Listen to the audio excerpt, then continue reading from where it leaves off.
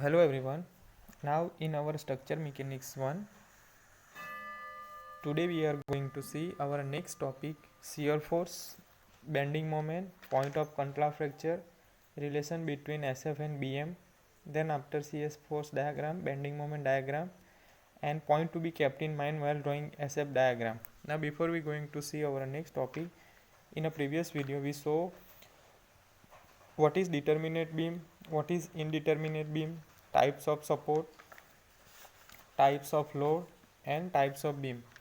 So first of all, in our fourth chapter, shear force and bending moment, there are types of beam. The first of all, simply supported beam, overhanging beam, then after fixed beam, cantilever beam and continuous beam.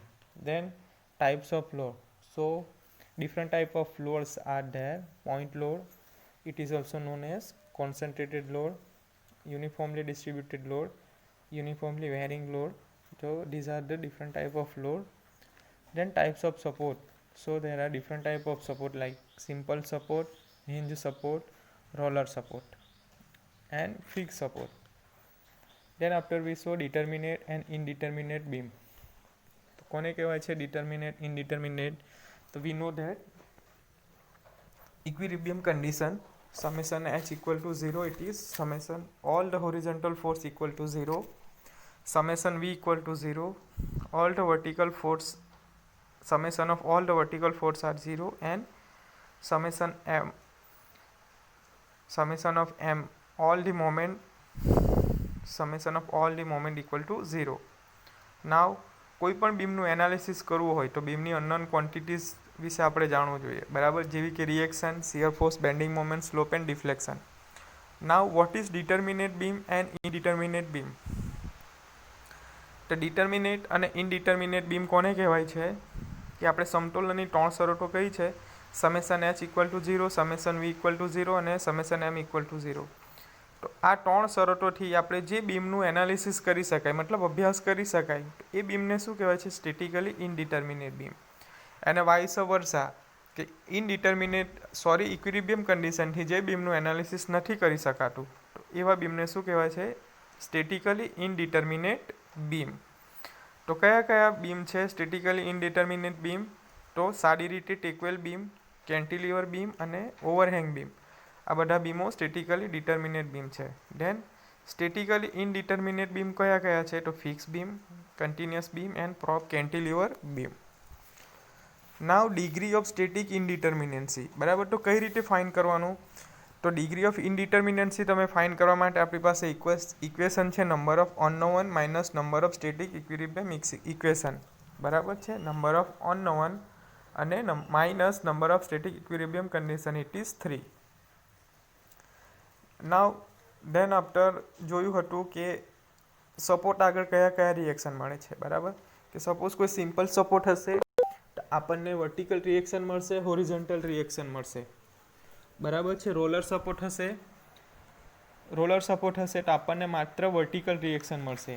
અને જો fix support હશે તો 3 reaction મળશે આપણને: vertical reaction, horizontal reaction અને moment, બરાબર છે. then after we show example of determinate beam and indeterminate beam, બરાબર છે. ચલો હવે નેક્સ્ટ ટોપિક છે શિયર ફોર્સ. તો શિયર ફોર્સ કોને કહેવાય છે? તો ડેફિનેશન ઇઝ ધેર કે બીમના કોઈપણ સેક્શનની ડાબી કે જમણી બાજુએ લાગતા વર્ટિકલ બળોનો બેઝિક સરવાળોને તે સેક્શન આગળનો શિયર ફોર્સ કહે છે, બરાબર છે. તમે એપ્લાઇડ મિકેનિક્સમાં પણ ભણી ગયા છો, બરાબર છે, શિયર ફોર્સ અને બેન્ડિંગ મોમેન્ટ. તો શિયર ફોર્સ કોને કહેવાય છે? કે કોઈપણ બીમનું સેક્શન, કોઈપણ સેક્શન ડાબી બાજુ હોય કે જમણી બાજુએ, એ બાજુએ જે વર્ટિકલ બળો લાગે છે તેનો શું કરવાનું? બેઝિક સરવાળો, બધાનું summation, algebraic sum of, a section આગળનો શિયર ફોર્સ કહેવાય છે, બરાબર છે. એનો એકમ શું છે? શિયર ફોર્સનો એકમ ન્યૂટન અથવા તો કિલો ન્યૂટન છે. ધેન નમન ઘૂર્ણ એટલે કે બેન્ડિંગ મોમેન્ટ. તો બીમના કોઈપણ સેક્શનની ડાબી કે જમણી બાજુએ લાગતી મોમેન્ટના બેઝિક સરવાળાને તે સેક્શન આગળની બેન્ડિંગ મોમેન્ટ કહે છે, બરાબર છે. બેન્ડિંગ મોમેન્ટનો એકમ શું છે? ન્યૂટન મીટર અથવા તો કિલો ન્યૂટન ઇન્ટુ મીટર, બરાબર છે. કે બીમના કોઈપણ સેક્શનની ડાબી કે જમણી બાજુએ લાગતી મોમેન્ટના બેઝિક સરવાળો, તેને શું કહેવાય છે? તે સેક્શન આગળની બેન્ડિંગ મોમેન્ટ કહેવાય છે. એનો યુનિટ શું છે? ન્યૂટન મીટર અથવા તો kilo newton into metre. Then point of contraflexure, very most important topic, point of contraflexure, કે બીમની લંબાઈ દરમિયાન જે બિંદુએ બેન્ડિંગ મોમેન્ટની નિશાની બદલાય, બરાબર છે, કે પોઝિટિવમાંથી નેગેટિવ અથવા તો નેગેટિવમાંથી પોઝિટિવ, તે બિંદુને પ્રતિનમન બિંદુ કહે છે. પોઈન્ટ ઓફ કોન્ટ્રાફ્લેક્ચર, બરાબર છે, કે કોઈ બીમની લેન્થ હોય એટ ધેટ ટાઈમ શું થશે? બેન્ડિંગ મોમેન્ટ શું કરશે? એની સાઇન ચેન્જ કરશે, બરાબર છે, પોઝિટિવમાંથી નેગેટિવ અને નેગેટિવમાંથી પોઝિટિવ, તો તે બિંદુને પ્રતિનમન બિંદુ અથવા તો પોઈન્ટ ઓફ કોન્ટ્રાફ્લેક્ચર કહેવાય છે. નાવ ઇમ્પોર્ટન્સ ઓફ પોઈન્ટ ઓફ કોન્ટ્રાફ્લેક્ચર, બરાબર છે, એનું ઇમ્પોર્ટન્સ શું છે? તો આ બિંદુ આગળ બીમ કોઈ મોમેન્ટ સહન કરતું નથી, બરાબર. આ બિંદુ આગળ બીમ કોઈ મોમેન્ટ સહન કરતું નથી, કોલેપ્સ થઈ જશે. દેન પ્રતિનમન બિંદુની એક બાજુએ બીમનું કર્વેચર સેગિંગ અને બીજી બાજુએ હોગિંગ, બરાબર છે. હવે સેગિંગ અને હોગિંગ કોને કહેવામાં આવશે? બરાબર છે, કે સપોઝ કોઈ બીમ પર લોડ આવશે, બરાબર છે, બીમ પર શું આવશે? લોડ આવશે. તો લોડના કારણે, સપોઝ આપણો બીમ છે, તો લોડના કારણે બીમ શું થશે? સેગ થશે, ડાઉનવર્ડ મુવમેન્ટ થશે, ઇટ ઇઝ સેગિંગ. અને જ્યારે અપવર્ડ ફોર્સના લીધે આ રીતે બેન્ડ થશે તો એને શું કહેવાશે? હેગિંગ, બરાબર છે. તો પ્રતિનમન બિંદુ એક બાજુએ બીમનું કર્વેચર સેગિંગ અને બીજી બાજુ હોગિંગ, તેને શું કહેવામાં આવે છે? હોગિંગ હોય છે, બરાબર. એ ઉપયોગી અગત્યતા છે. આ બિંદુએ પોઈન્ટ ઓફ ઇન્ફ્લેક્શન અથવા તો વિચ્યુઅલ હિંજ પણ કહે છે. આ પોઈન્ટને શું કહેવાય છે? આ બિંદુએ પોઈન્ટ ઓફ ઇન્ફ્લેક્શન અથવા તો શું કહેવામાં આવે છે? વિચ્યુઅલ હિંજ પણ કહે છે. આરસીસી બીમમાં કે રેન્ફોર્સ સિમેન્ટ કોન્ક્રીટ બીમમાં સ્ટીલની ગોઠવણ માટે પ્રતિનમન બિંદુનું સ્થાન જાણવું જરૂરી છે, બરાબર છે. પોઈન્ટ ઓફ કોન્ટ્રાફ્લેક્ચર જાણવું ઇમ્પોર્ટન્ટ છે. ચલો નેક્સ્ટ, એસએફ અને બીએમ વચ્ચેનો સંબંધ એટલે કે રિલેશન બિટવીન એસએફ અને BM diagram. Shear force, bending moment.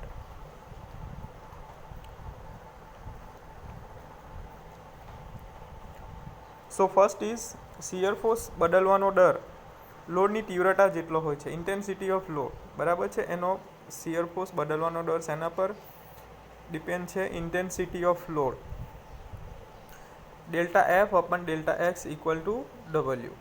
દેન બેન્ડિંગ મોમેન્ટ બદલવાનો દર જે તે સેક્શન આગળના શિયર ફોર્સ જેટલો હોય છે, delta M upon delta X is equal to minus F. જે બિંદુએ શિયર ફોર્સ નિશાની બદલે ત્યાં બેન્ડિંગ મોમેન્ટ મેક્સિમમ થાય છે, બરાબર છે.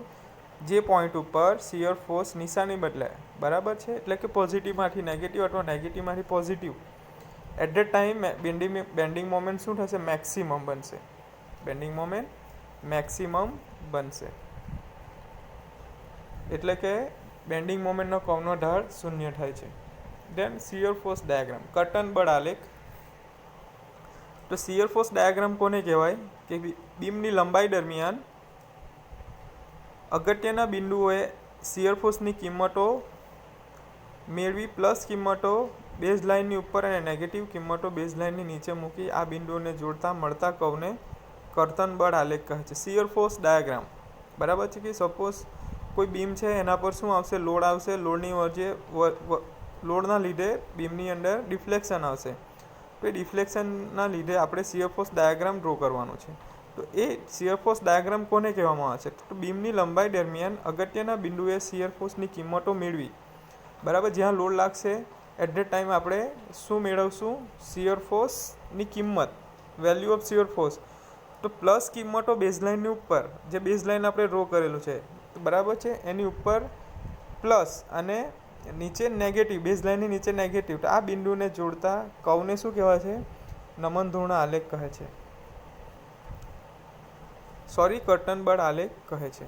દેન નમન ધૂર્ણ આલેખ. તો બીમની લંબાઈ દરમિયાન અગત્યના બિંદુઓ બીએમની કિંમતો મેળવી, પ્લસ કિંમતો બેઝલાઇનની ઉપર અને નેગેટિવ કિંમતો બેઝલાઇનની નીચે મૂકી આ બિંદુને જોડતા મળતા કર્વને નમન ધૂર્ણ આલેખ કહે છે. સેમ જ છે, બરાબર છે, નમન ધૂર્ણ આલેખ કહે છે.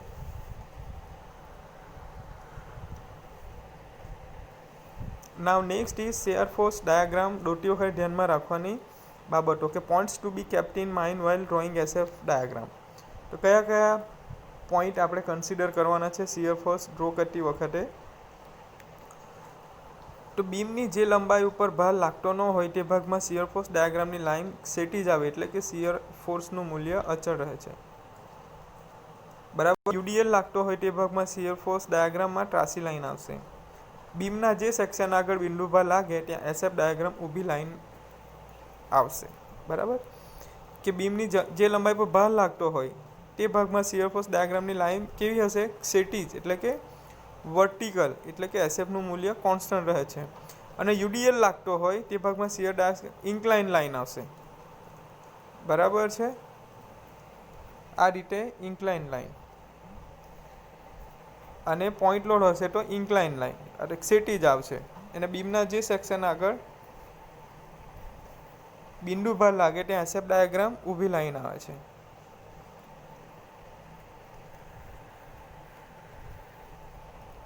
આ રીતે લાઇન આવશે. નાવ બેન્ડિંગ મોમેન્ટ ડાયાગ્રામ દોરતી વખતે ધ્યાનમાં રાખવાની બાબતો. Point to be kept in mind while drawing BM diagram. Cantilever બીમના મુક્ત છેડે BMનું મૂલ્ય 0 હોય છે. સાદી રીતે ટેકવેલ બીમના છેડે BMનું મૂલ્ય 0 હોય છે, બરાબર છે. કોઈ મોમેન્ટ આવતી નથી. બીમની જે લંબાઈ પર ભાર લાગતો હોય તે ભાગમાં બેન્ડિંગ મોમેન્ટ ડાયાગ્રામમાં ત્રાસી લાઇન. બીમમાં જે લંબાઈ પર ભાર લાગતો હોય ત્યાં તે ભાગમાં બેન્ડિંગ ડાયાગ્રામ ત્રાસી લાઇન, બરાબર છે, ત્રાસી લાઇન. અને બીમની જે લંબાઈ પર યુડીએલ લાગતો હોય તે બીમમાં પેરાબોલિક કર્વ આવશે.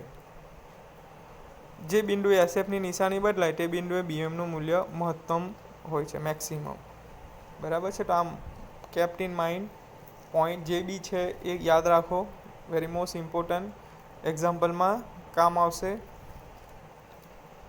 Then after sign conventions. So sagging moment કે સાદી રેટિલ ટેકવેલ બીમ માટે બીમ ઉપર ભાર લગાડતા બીમ નીચે તરફ ઝૂકે ત્યારે પેદા થતી મોમેન્ટને સેગિંગ મોમેન્ટ કહે છે, બરાબર. સિમ્પલી સપોર્ટેડ બીમ છે એ બીમ ઉપર શું લાગશે? લોડ લાગશે, એટલે કે ભાર લાગશે. એટ ધેટ ટાઈમ ડાઉનવર્ડ ડાયરેક્શનમાં બીમ ઝૂકે છે. આ મોમેન્ટને શું કહેવાય છે? Sagging moment. Same as cantilever beam માટે બીમ પર ભાર લગાડતા બીમ ઉપર તરફ નમે ત્યારે પેદા થતી મોમેન્ટને પણ સેગિંગ મોમેન્ટ કહે છે, બરાબર છે. This is the sagging and hogging. Then hogging moment કે સાદી રીતે ટેકવેલ બીમ માટે બીમ ઉપર ભાર લગાડતા બીમ ઉપર તરફ ઝૂકે છે તો પેદા થતી મોમેન્ટને હોગિંગ મોમેન્ટ કહે છે.